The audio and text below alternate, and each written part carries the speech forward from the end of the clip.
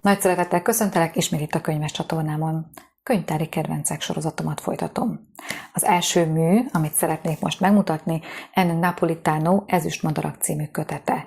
Ezt a Generál Press kiadó adta ki 2020-ban. Régóta várólistás volt, és örültem, amikor megtaláltam a könyvtárban. Egy gyászfeldolgozás a történet középpontjában egy kisfiúval. A repülőgép, amin a kisfiú és a családja utazik, sok más ember társaságában is, bizonyos okok miatt lezuhan. Egyetlen túlélője van, a kisfiú, a főszereplő, aki a nagynényéhez és férjéhez kerül. Egy teljesen új vidékre, új városba, lényegében egyedül, a gyászával. Természetesen kap segítséget, mert segíti egy szakember is, és mellette állnak nagyon sokan, akár ismeretlen emberek is.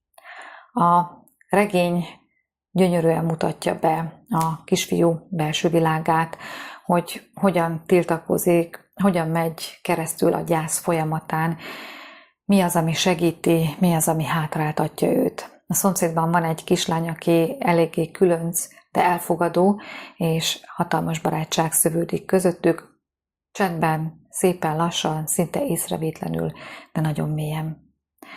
A másik, ami különösképpen kitűnik ebből a regényből, hogy vadidegen emberek, akik a szeretteiket vesztették el ebben a balesetben, ebben a szörnyűségben, hogyan viszonyulnak a kisfiúhoz, és milyen dolgokra ragadtatják magukat, nem gondolnak abba bele, hogy a túlélő, az egyetlen túlélő számára, aki még gyerek, ez mit jelent. Megismerhetjük a nagynénje életét, nehézségeit, és egy picit az ő szemszögén keresztül a gyermek családját, vagy annak korábbi életét. Az emlékképekből, visszaemlékezésekből azért néme ízélítőt kapunk a magából a családi életből is. Illetve a regény két síkon mozog, az egyik vonalon a gyermek életét kísérhetjük, a másik vonalon pedig a repülőn utazó emberek életébe kapunk pici beletekintést, ahogy viselkednek a repülőn, és ahogy visszagondolnak a saját életükre. Rengeteg élet, rengeteg gondolat, érzés, összefüggések, csodálatosan megírt a regény, amiből rengeteget lehet tanulni. Örülök, hogy elolvastam. A következő pedig Keiko vegyesboltja, Éjjel-nappal Tokió, Murata Sayaka tollából. Ez egy rövid, szerintem kis regény, ami az Európa Könyvkiadónál jelent meg, 2025-ben viszonylag hamar megérkezett a Szekhalmi könyvtárba. A főszereplője egy olyan fiatal nő, akinek a társadalmi beilleszkedés nehezen megy, a szociális kompetenciái sérültek, hogy egy kicsit szakmaiban fogalmazzak. Nem mindent ért a világból, és amikor átalál erre a vegyesboltba, ahol részmunkaidősként elhelyezkedhet, akkor úgy érzi, hogy otthonra talált. Ott érti a szabályokat, tudja, mit kell megtanulni, hogyan kell köszönteni a vendégeket, mikor, milyen élelmiszereket vagy dolgokat kell hova rakni, megvan a ritmus, amiben ő jól érzi magát. Jönnek-mennek körülötte a munkatársak, váltakoznak a főnökök, ő ezt megfigyeli, levonja maga következtetéseit, békében él ebben a ritmusban, ebben az életminőségben, jól érzi magát. De a szűkebb, kicsit távolabbi környezete furcsán néz rá, nyaggatja a családja, hogy mikor szül gyereket, mikor megy férjhez, mikor kezd normális életet élni. Miközben ő nagyon jól érzi magát. De a társadalmi nyomás erős. Kollégaként megismerkedik egy szintén különcnek mondható férfival, akivel valamilyen módon összekerülnek, és valamilyen egyezményt, egyességet kötnek, ami a családot, a tágabb környezetet megnyugtatja, és a szereplők segítségével megmutatja a regény írója azt is, hogy a normális élet az nem mindenkinek ugyanaz.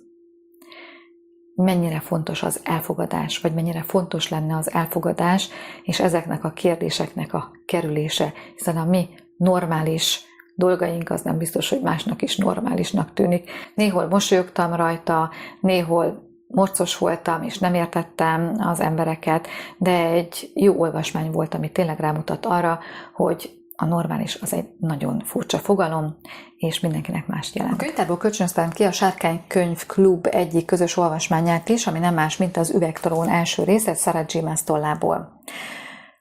A Könyvboly Képzőkiadónál jelent meg ez a könyv a Vöröspöttyö sorozatban 2013-ban. Imádok ilyen régebbi kiadású könyveket olvasni, és nagyon tetszett. A főhős, bár nagyon sokan ismerik szerintem ezt a történetet, ezt a sorozatot, én is belefutottam spoilerbe is. Szóval az első rész főhőse egy olyan orgyilkos nő, aki nagyon kegyetlen ember hírében áll, rengeteg ember vére szárad a kezén, és most egy munkatáborban sínylődik borzalmas körülmények között, élet és halál határán mozogva. Egyszer próbált megszökni sikertelenül, de nagyon kitartó és határozott. Itt keresi fel őt egy férfi, mégpedig Westphal kapitány, aki egy olyan ajánlatot tesz neki, hogy ha Korona herceg bajnoka lesz, mert ilyen bajnokságot hirdetnek, akkor 4 év szolgálat után megkapja a szabadságát. De addig mindent meg kell tenni, tehát a vezetőnek a bérgyilkosa lesz. Ebben a részben azt követhetjük nyomon, ahogy elutaznak az üvegtrónhoz, elutaznak a kastélyba, ahol erre a bajnokságra sort kerítenek, és jól építi fel az író ezt az egész világot, pici információkat adagol, sejtet, tudom, hogy valami lesz, valami ki fog derülni, egy kis misztikum is beszivárog, és ugye a fantazi elemeket szépen lassan adagolja, ami miatt nagyon kíváncsi vagyok a következő részre. A bajnokságot is viszonylag jól írja le, a karaktereket megfelelően ábrázolja, mindegyik külön hangon szólal meg, többnyire önmagához hű, de azért a fejlődést is nyomon lehet követni. A pluszokat meg kifejezetten díjaztam, amik megjelennek ebben a könyvben. Összetett világ lesz, ezt már most érzékelem, de várom, hogy mi következik. Az egyetlen furcsaság, ami nekem úgy szembetűnt a könyvolvasása közben, hogy ő egy orgyilkos nő, mégis később egy ilyen kis szendeszűzként ábrázolja, aki megretten emberektől, nőktől, helyzetektől, ami a kastélyban adódik, tehát mégsem teljesen érzéketlen. Nagy volt a kontraszt nekem a vad orgyilkos képéhez képest, de aztán rájöttem, hogy ez egy Vöröspöttyö sorozatban megjelenő könyv, történet, és az író helyében valószínűleg én is korosztályhoz igazítottam volna a karaktert. Ha mondjuk egy felnőtteknek szóló fantasyben alkottam volna meg ezt a karaktert, akkor hagytam volna, hogy az igazi véres, orgyilkos oldala kerüljön előtérbe, tehát ez már egy másik fajta megközelítést. Nagyon élveztem az olvasását, alig várom, hogy a második részt a kezembe vegyem. Az utolsó könyv, amit szeretnék most megmutatni, amit a könyvtárból olvastam, kölcsönöztem, ez egy gyönyörűséges példány, Amanda Peters Áfonyaszedők. A Generál Press kiadónál látott napvilágot 2025-ben, viszonylag friss kiadás ez is. A kínáló polcon volt, amikor böngésztem a könyvtárba, és annyira csodálatos volt a borítója, hogy hazahoztam és elolvastam egyetlen nap alatt. Gyönyörű, szép irodalmi nyelvezettel íródott, mély érzelmeket megmozgató műről van szó.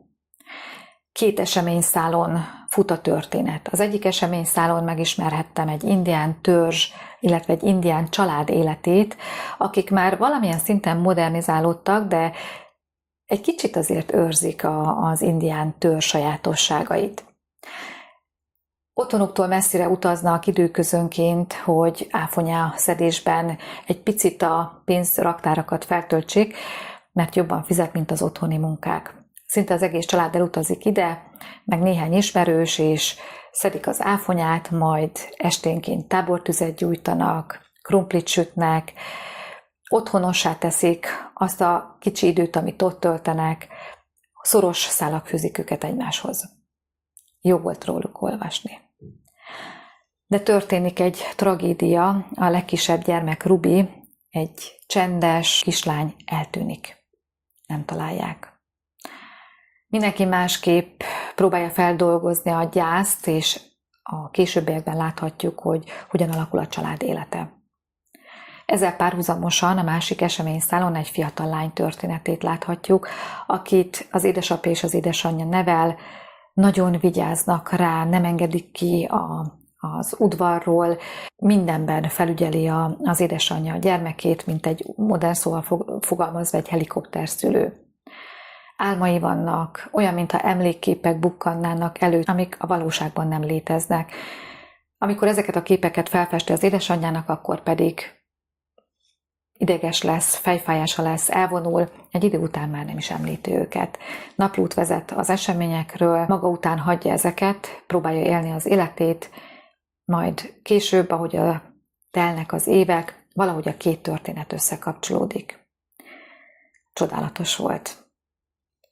Jó lenne ezt a könyvet egyszer újraolvasni, gyönyörű nyelvezete és a mély érzelmek miatt érdemes elolvasni. Ezeket a könyveket olvastam a könyvtárból. Aminek nagyon örülök, hogy a könyvek között voltak régebbi megjelenésűek, újabb megjelenésűek is.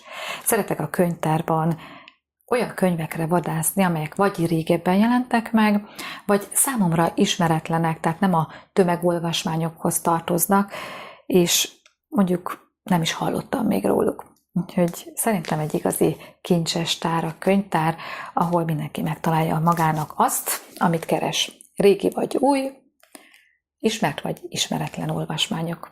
Nagyon szépen köszönöm, hogy itt voltál, hamarosan jövök újabb videóval. Addig is jó olvasást, szia!